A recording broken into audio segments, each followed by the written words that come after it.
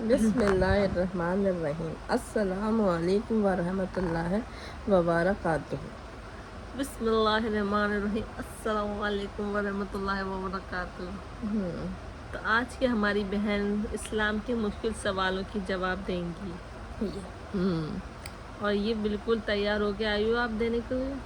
جی okay, تو آج ہم اپنی بہن سے پوچھیں گے پہلا سوال۔ تو آپ تیار ہو پہلے سوال کے لیے؟ جی تیار۔ تو پہلا سوال یہ ہے کہ اسلام کے 5 ارکان کون کون سے ہیں؟ اسلام کے 5 ارکان ہیں۔ پہلے ہم پڑھتے ہیں کلمہ، پھر پڑھتے ہیں ہم نماز، پھر روزہ، پھر زکوٰۃ اور لاسٹ میں حج۔ بہت بڑھیا، بہت بڑھیا۔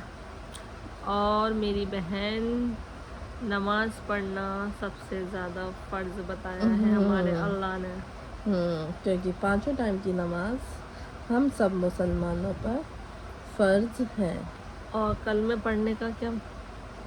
کلمہ ہر مسلمان کو آنا چاہیے، کیونکہ کلمہ ہی لا الہ الا اللہ محمد الرسول اللہ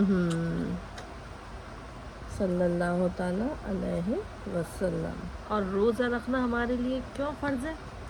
کیونکہ اللہ نے روزہ بھی ہمارے لیے فرض رکھا ہے، اور زکوٰۃ بھی ہمارے لیے فرض رکھی۔ ان سب چیزوں میں اللہ نے ہمارے لیے آسانیاں کری ہیں، روزے اوپر جا رکھنے کے سے ہمیں یہ سب چیزوں کا ہم روزے رکھتے ہیں، ہمیں پتہ بھی نہیں چلتا، اللہ نے اتنا صبر دیا ہے اس روزے میں۔ چلے میری بہن، پھر آج کا دوسرا مشکل سوال پوچھتے ہیں میں اپنی بہن سے کہ قرآن کی پہلی سورہ کون سی ہے؟ سورت قرآن کی پہلی سورت ہم جو پڑھتے ہیں قرآن شریف میں، وہ ہے سورہ الفاتحہ۔ بہت اچھا میری بہن، بہت اچھا بتاتی ہیں میری بہن۔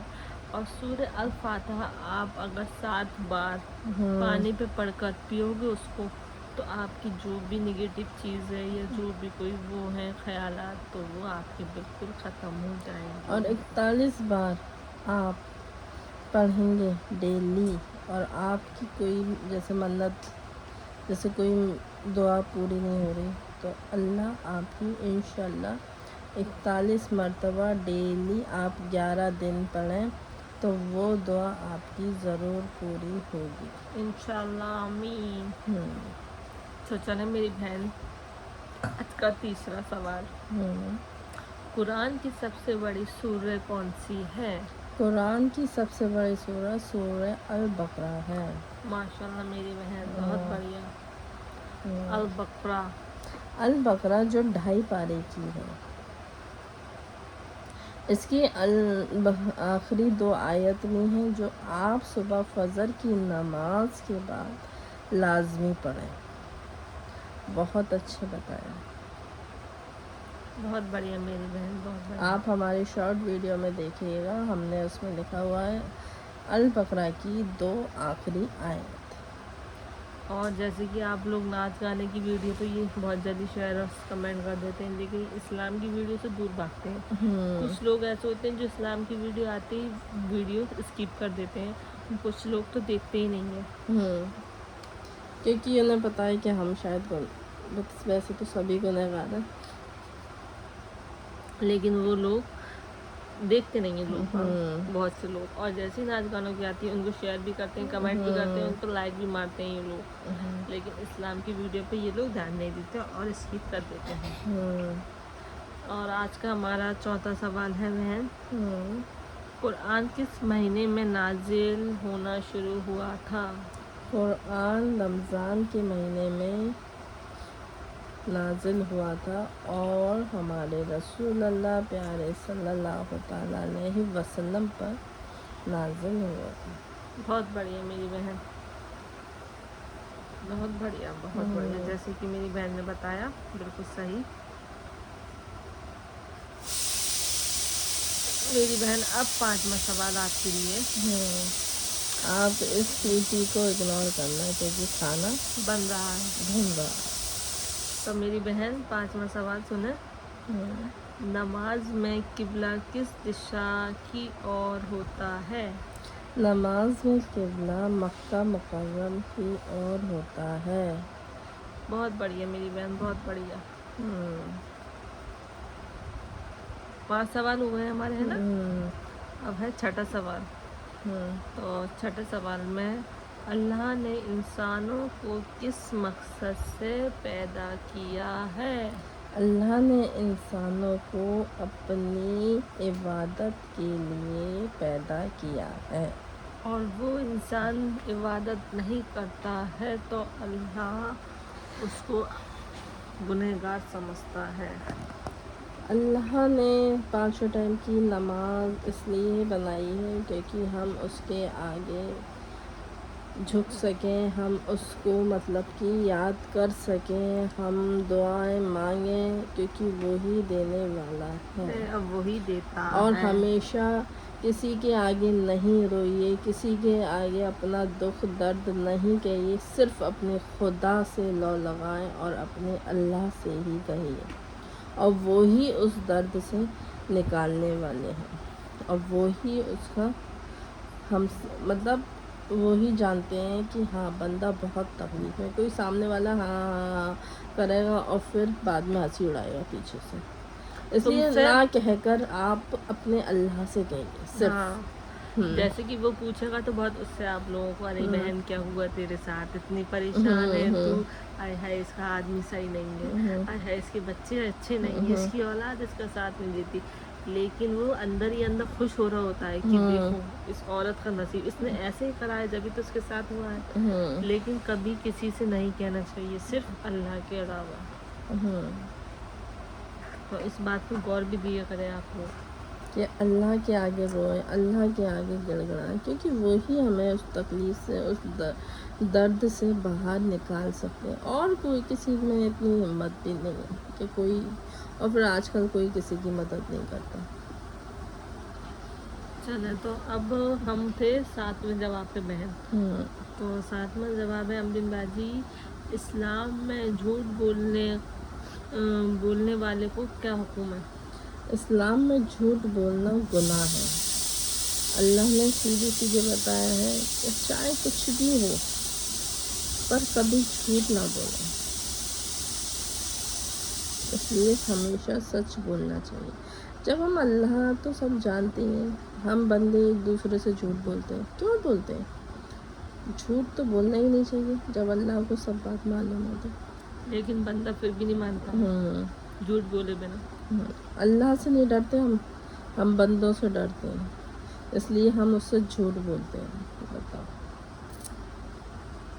چلو تو امرین باجی اب ہم 8ویں سوال کی اور چلتے ہیں، اور ہمارا 8واں سوال ہے، کس نبی کو خلیل اللہ کہا جاتا ہے؟ حضرت ابراہیم علیہ السلام کو خلیل اللہ کہا جاتا ہے۔ بہت بڑھیا میری بہن۔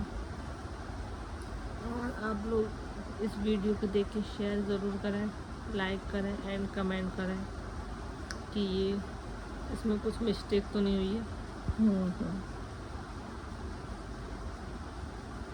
اور میری بہن اب کون سا تھا؟ 8واں ہو گیا تھا، اب ہم 9 پہ ہیں، 9ویں سوال پہ ہیں امرین باجی، کس نبی کو مچھلی نے نگل لیا تھا؟ حضرت یونس علیہ السلام کو مچھلی نے نگل لیا تھا، پر وہ اس کے پیٹ میں 40 دن تک زندہ رہے تھے۔ اللہ کی کرشمہ دیکھو، اللہ ہر چیز میں کرشمہ دکھاتا ہے، بہتر کرتا ہے۔ اللہ کا کرشمہ دیکھو، ان کی مچھلی کے پیٹ میں بھی وہ زندہ رہے، اور جیسے بس تھوڑے سے مطلب کمزور ہو گئی تھی، کیونکہ 40 دن تک انسان مچھلی کے پیٹ میں اور کچھ کھا پی نہیں رہے، مچھلی نے کو اللہ نے حکم دیا کہ جیسے نکلا ہے ویسے ہی کنارے پہ ان کو چھوڑ دیا جائے، تو مچھلی نے اپنے پیٹ میں سے انہیں اگل دیا۔ اب کون سے پہ تھے ہم امرین باجی؟